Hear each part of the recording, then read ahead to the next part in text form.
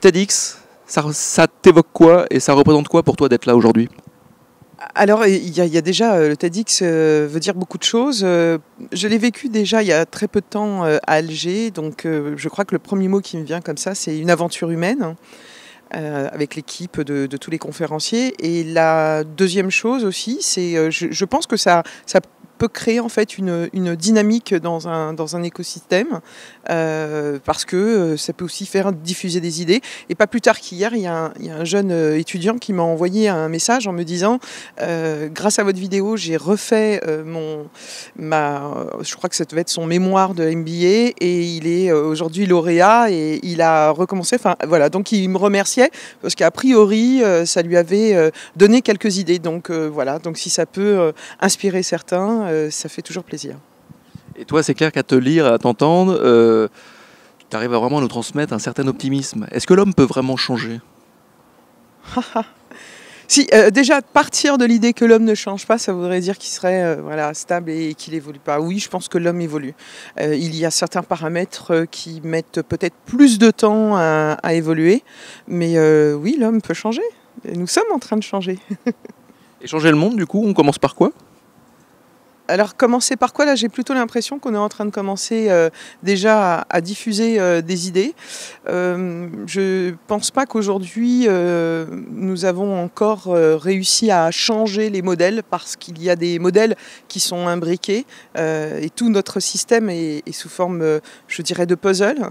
Donc peut-être qu'il faut d'abord pouvoir en fait diffuser un certain nombre d'idées pour que certains puissent en fait composer les idées entre elles, pour recomposer, on va dire, d'autres puzzles, car la nature humaine, elle est faite ainsi, hein, on a besoin de retrouver un point d'équilibre. Et toi, tu es spécialiste du personal branding, de la e-réputation, des médias sociaux, enfin en gros de l'Internet. C'est une question très très large, tu vas voir. Le fameux IG8, ça t'a inspiré quoi? Grand silence là, tu vois, c'est le Grand Bleu. J'y suis pas allée. J'ai essayé de suivre un peu en streaming. Je n'ai pas retenu en fait beaucoup de choses. Donc faut dire que j'étais prise, hein, pour être honnête. Bon. Je ne sais pas si on peut attendre beaucoup de choses de ce type d'événement, je veux dire à la sortie d'eux. C'est un peu comme les TEDx, hein. C'est-à-dire que bon, bah, y a eu une rencontre. Est-ce que de là, ça fait en fait au moins une prise de conscience en France que dans l'Internet, il n'y a pas, je dirais, que des méchants ou autres. Non, enfin bref, qu'il y a une véritable économie et que dans cette économie, il y a différents paysages à prendre en compte et qu'il y a aussi des questions.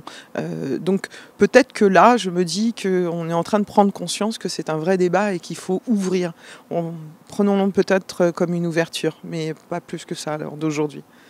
Qu'est-ce que tu aimerais, là, aujourd'hui, là je reviens au TEDx Bordeaux, qu'est-ce que tu aimerais que les gens retiennent de ton intervention? Alors, tu veux que j'avance là, je devance la surprise. Qu'on peut peut-être regarder dans d'autres secteurs pour apprendre et s'inspirer en entreprise. Si on apprenait à être un peu moins sérieux et à moins de se prendre en sérieux tout en faisant des choses bien sérieuses. Tu vois, j'essaye de garder un petit peu le mystère, mais en s'inspirant de d'autres secteurs d'activité, d'autres métiers qui, eux, savent faire des choses ensemble, sans forcément passer par des procédures et des procédures et des procédures, eh bien, on ferait peut-être avancer le schmilblick de l'entreprise 2.0. Dernière question, justement, on revient au thème principal, ensemble. S'il y avait un adjectif pour évoquer le thème ensemble? Le vivre. Et c'est pas un adjectif, c'est un verbe d'action. Vivre. Ça peut être un adjectif. Merci Fadila.